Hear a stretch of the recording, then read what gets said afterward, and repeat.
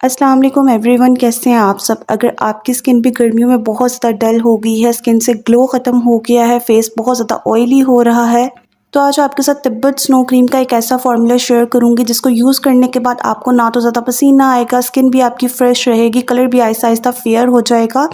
Acne है या acne के मार्क्स हैं वो भी आहिस्ता आहिस्ता इससे लाइट हो जाएंगे।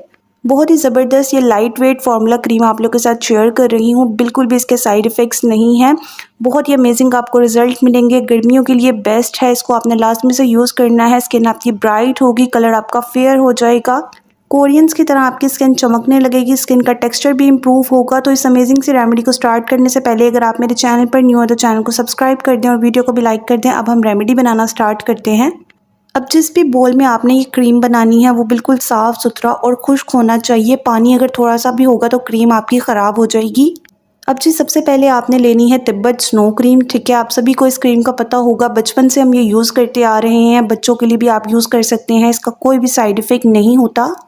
और आप लोगों ने मुझे कमेंट्स में भी ज़रूर बताना है आप में से कितने लोग तिब्बत स्नो क्रीम यूज़ करते हैं या करते थे। लाजमी से आपने बताना है। अच्छा, ये क्रीम बहुत ही सस्ती है और आपको पाकिस्तान में आराम से मिल जाएगी। अगर आप पाकिस्तान से बाहर देख रहे हैं, आपको तिब्बत स्नो क्रीम नहीं मिलती, तो आप फेयर एंड लवली क्रीम भी यूज़ कर सकते हैं। या फिर जिनकी स्किन पर तिब्बत स्नो क्रीम नहीं सूट करती, क्योंकि कुछ लोग कहते हैं कि इसको यूज़ करने के बाद फेस पर बहुत ज़्यादा पसीना आता है। खैर, मुझे तो ये बहुत ज़्यादा सूट करती है। अगर आपको नहीं सूट करती तब भी आप fair and lovely cream use कर लें या कोई भी फेयरनेस क्रीम आप यूज़ कर सकते हैं। एक छोटा चम्मच आपने किसी भी फेयरनेस क्रीम का लेना है। उसके बाद आपने इसमें शामिल करनी है एलोवेरा जेल। अब एलोवेरा जेल आपने इसमें मार्केट वाली यूज़ करनी है। यहाँ पर एलोवेरा जेल मैंने आपको दिखाई है। दिखाने का मकसद ये है कि आपने किसी भी अच्छी कंपनी की एलोवेरा जेल यूज़ करनी है। ज़रूरी नहीं मैंने आपको डेनबे की एलोवेरा जेल दिखाई है तो आप भी ये यूज़ करें। ये बिल्कुल भी प्रमोशनल वीडियो नहीं है, मैं अपना पर्सनल एक्सपीरियंस आप लोगों के साथ शेयर कर रही हूँ। क्योंकि मैं एलोवेरा जेल को रेमेडीज़ में भी यूज़ करती हूँ और वैसे भी फेस वॉश करने के बाद इसकी पतली सी लेयर स्किन पर लगा लेती हूँ। ये आपको सन प्रोटेक्शन भी देती है। या गर्मी की वजह से फेस बहुत ज़्यादा रेड हो जाता है, स्किन से हीट निकलने लगती है, तब भी आप एलोवेरा जेल लगा सकते हैं। ये आपको सूटिंग इफेक्ट भी देगी। ठीक है, आपकी स्किन को कूल कर देगी। इसलिए आपने अच्छी वाली एलोवेरा जेल यूज़ करनी है। एक तो उसमें खुशबू नहीं होनी चाहिए, दूसरा कलरलेस होनी चाहिए। अक्सर एलोवेरा जेल आपको मार्केट से मिलेंगी, उसमें ग्रीन सा कलर होता है। आपने वो वाली एलोवेरा जेल नहीं लेनी। इस क्रीम में एलोवेरा जेल आपने कितनी डालनी है, अगर आपने एक बड़ा चम्मच तिब्बत स्नो क्रीम ली है तो आपने छोटा चम्मच इसमें एलोवेरा जेल का शामिल करना है। मिक्सिंग आपने बहुत अच्छी तरह से करनी है। उसके बाद आपने इसमें शामिल करनी है कॉफ़ी। कॉफ़ी आप किसी भी ब्रांड की यूज़ कर सकते हैं, लेकिन आपने 3 in 1 कॉफ़ी नहीं शामिल करनी जिसमें चीनी भी होती है, दूध भी होता है। वो वाली कॉफ़ी आपने नहीं डालनी। आपने ब्लैक कॉफ़ी का इस्तेमाल करना है। इसमें आपने देखे क्वांटिटी मैंने कितनी डाली है, सिर्फ 2 चुटकी के करीब मैंने इसमें कॉफ़ी शामिल की है।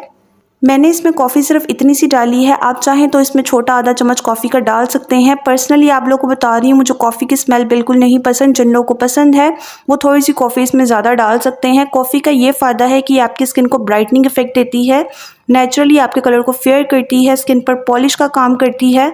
और अगर आप किसी भी क्रीम में, जैसे आप DIY क्रीम्स बनाते हैं, उसमें थोड़ी सी अगर आप कॉफ़ी शामिल कर लेंगे ना तो वो आपकी स्किन टोन के साथ भी मैच कर जाएगी। एज अ BB क्रीम भी आप इसको यूज़ कर सकते हैं। लाजमी से आप इसको ट्राई करके देखिएगा। इसके अलावा कॉफ़ी डार्क सर्कल्स को भी कम करती है। ठीक है, आपने क्या करना है, कोई भी मॉइस्चराइज़र जो भी आप रेगुलर यूज़ करते हैं, थोड़ी सी अमाउंट आपने मॉइस्चराइज़र की लेनी है। जितना आपने मॉइस्चराइज़र लेना है उतनी ही आपने इसमें कॉफ़ी शामिल करनी है। अच्छी तरह से मिक्स करके एक छोटी सी डिब्बी में रख लें। ये आपकी आई क्रीम तैयार हो गई है। इसको आप 10 डेज़ के लिए फ्रिज में रख लें। डेली अपनी आइज़ के ऊपर इसको मसाज करें। 1 मंथ आप इसको रेगुलर यूज़ करके देखें, आपको खुद डिफरेंस फील होगा। फिर आपने मुझे कमेंट्स में बताना है। अच्छा, क्योंकि डार्क सर्कल्स जल्दी नहीं जाते तो आपने इसको 1 मंथ रेगुलर यूज़ करना है, उसके बाद ही आपको फ़र्क पड़ेगा।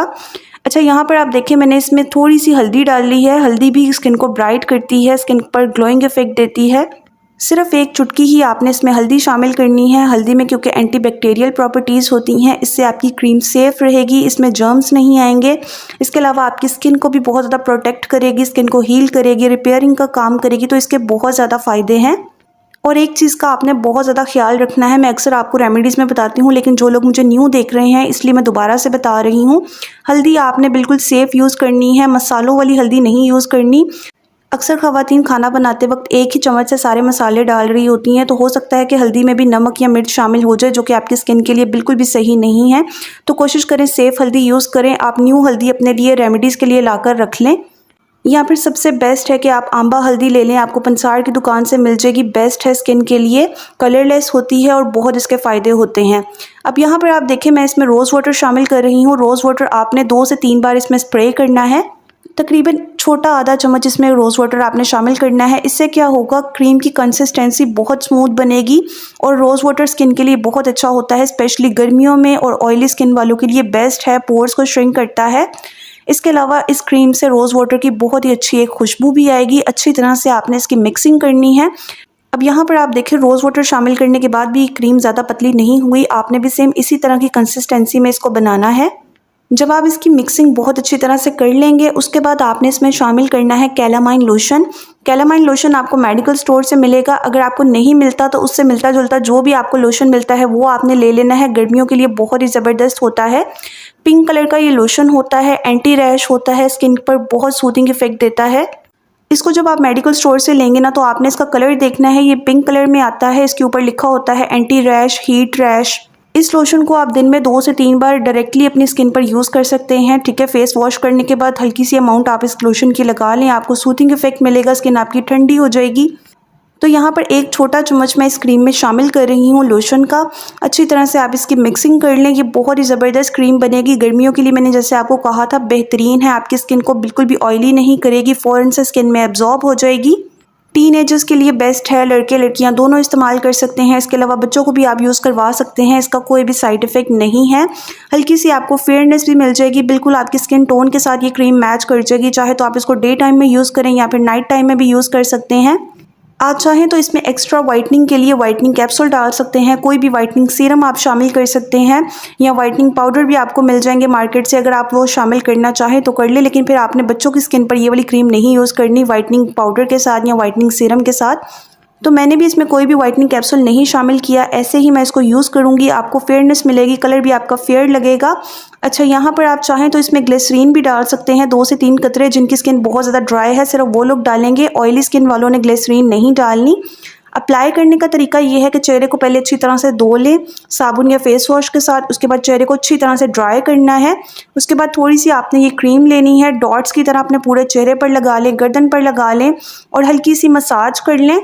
रात के टाइम पर आप चाहें तो इसकी हल्की सी लेयर लगाकर सो सकते हैं, स्किन में मुकम्मल एब्जॉर्ब करने की ज़रूरत नहीं है। हल्की सी लेयर लगा लें, आंखों के नीचे हल्की सी लेयर लगा लें, आपको ज़्यादा फेयरनेस मिलेगी, कलर आपका जल्दी फेयर होगा। और डे टाइम में आपने थोड़ी सी अमाउंट लेनी है और हल्के हाथों के साथ मसाज करें जब तक क्रीम आपकी स्किन में एब्जॉर्ब ना हो जाए।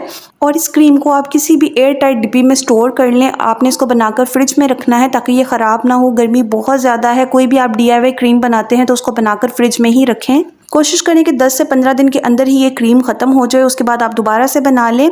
यहाँ पर मैं अपनी वीडियो को एंड करती हूँ। वीडियो से रिलेटेड आपका कोई भी क्वेश्चन हो तो आप कमेंट्स में पूछ सकते हैं। चैनल पर न्यू हो तो चैनल को सब्सक्राइब कर दें, वीडियो को लाइक करके फ्रेंड्स एंड फैमिली में शेयर कर दें। मैं आपसे नेक्स्ट वीडियो में मिलूंगी, तब तक के लिए अल्लाह हाफिज़।